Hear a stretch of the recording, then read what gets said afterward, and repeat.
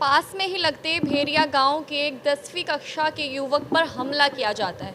Video आपने देखी होगी, ऊपर वीडियो भी चल रही थी, थोड़ी ब्लर है, लेकिन उस व्यक्ति को, उस युवक को कम से कम 3 से 4 व्यक्ति लोहे की पाइप लेकर उसके ऊपर वार कर रहे हैं। लाइव तस्वीरें आप लोगों ने देखी, लेकिन पूरी घटना एग्जैक्टली क्या थी और किस वजह से हुई, एक बार जान लेते हैं इन्हीं से। आइए बातचीत करते हैं। मेरा नाम तुषार है, मैं भेरियापुर का रहने वाला हूँ।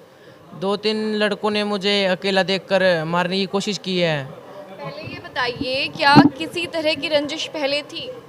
पहले कोई ऐसी बात नहीं थी। 2-4 दिन पहले ऐसी कोई जात पात पे भेदभाव के लिए कुछ कहता था, हमें ऐसे होते हैं, चमार ऐसे होते हैं, तो मैंने कुछ कहा नहीं उसको।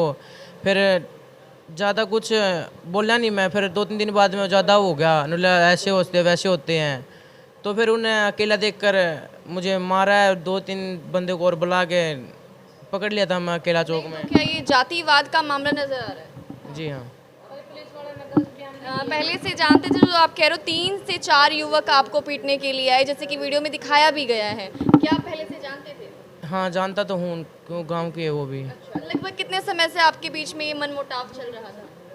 ये ऐसे ही 1.5 हफ्ता हो गया जी। ठीक है। उसके बाद अभी हाथ में देख सकते हैं चोटें आई हुई है और सर में भी चोटें हैं, तो मैं पूछना चाहूँगी कि हाथों में जो चोटें आएंगी, जो सर में चोटें आएंगी, लगभग कितनी चोटें हैं और डॉक्टर ने क्या बोला है? डॉक्टर ने तो ऐसे कहा जी 4-5 टाँके तो हाथ में हैं, 4-5 सर में हैं।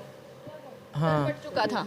जब आप पर वार किया गया, उस वक्त वहाँ मौके पर कौन कौन मौजूद थे? पूरा गांव था जी। पूरा गाँव? हाँ। साथ नहीं दिया, किसी ने उठाया नहीं आकर? नहीं कहा जी, किसी ने, सब उसकी मेर में थे। वजह क्या थी? क्या आपकी कोई गलती थी? गलती तो उसकी थी जी, थोड़ी बहुत हमारी भी हो सकती है उसमें। कौन सी कक्षा में पढ़ते हैं? मैं अभी 11th में हुआ हूँ। अभी +1 में हुए हो, और जहाँ तक जानकारी के मुताबिक कुछ 1 या 2 महीने पहले ही अपने घर पे वापस आए थे। हाँ।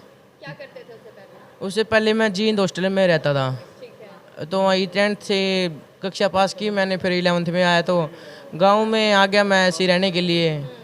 तो फिर ये देख कर फिर लग गया ऐसे वैसे कहना कुछ। साथ में आपके परिवार में कौन सा व्यक्ति है जो आपके साथ रहता है? कोई नहीं रहता, घर पे अकेला रहता हूँ। अकेले रहते हो?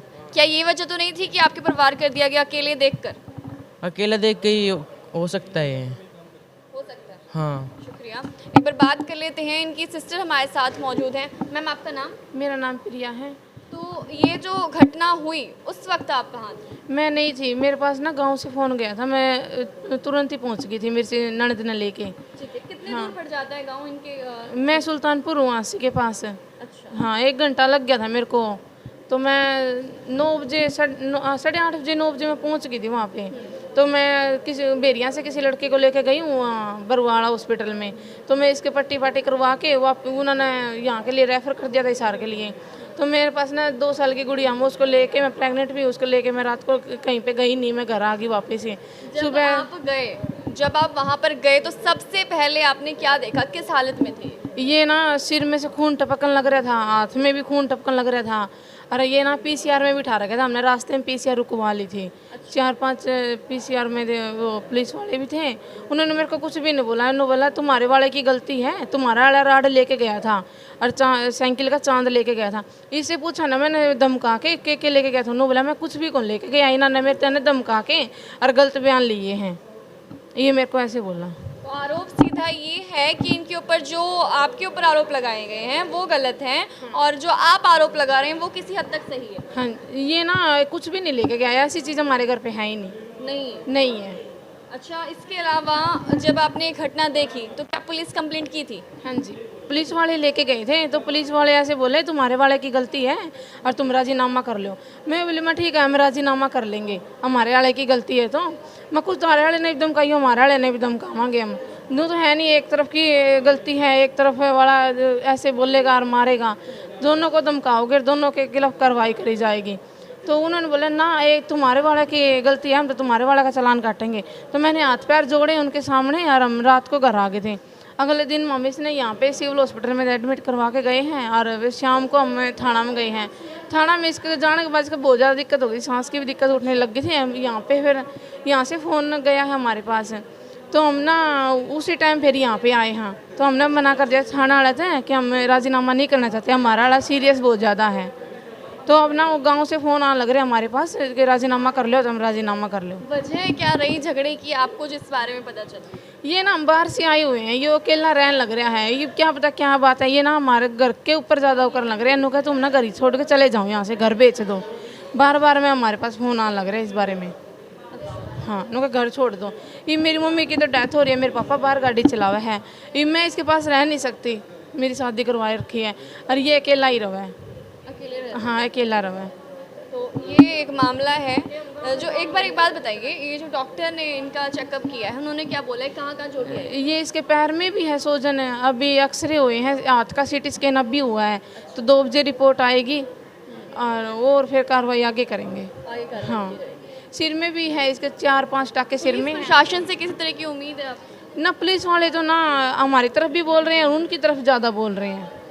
मैंने पुलिस वालों को बोला है भैया तो आप तो ना दोनों साइड का पक्ष लेना चाहिए आपने, एक तरफ की मत बोलो तुम। जो तुम्हारे हमारे वाले की गलती है तो हमारे वक्त ऊपर कार्रवाई करो आप, हम ऐसे नहीं करें हमारे ऊपर कार्रवाई ना करो। वीडियो में साफ साफ दिखने लग रहा है, इतनी बुरी तरह चोट मारने लग रहा है, हमारे वाले का कुछ भी हो जाता है हम कहाँ जाते। जी शुक्रिया। तो ये आपकी उम्र कितनी है? अभी 17वीं साल में लग गया हूँ मैं। 17 साल का युवक है जिसके ऊपर वार किया जाता है और अकेले घर पर रहते हैं। इनकी सिस्टर आई थी देखने हालत, जब हालत देखने आई तो पता चलता है कि खूनम खून वो थे। एक पक्ष तो ये था, लेकिन दूसरा पक्ष क्या है वो हम नहीं जानते। सवाल जवाब जो किए गए हैं, अब बाकी का जो न्याय है वो जनता के हाथ में है। उन्हें क्या लगता है कि कौन सही है और कौन गलत है?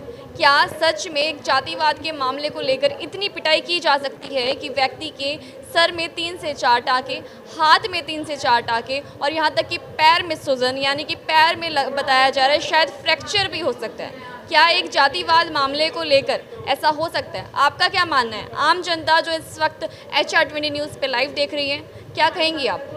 बने रहिए HR20 न्यूज़ के साथ, लाइव तस्वीरें मैं आपको लगातार देती रहूँगी।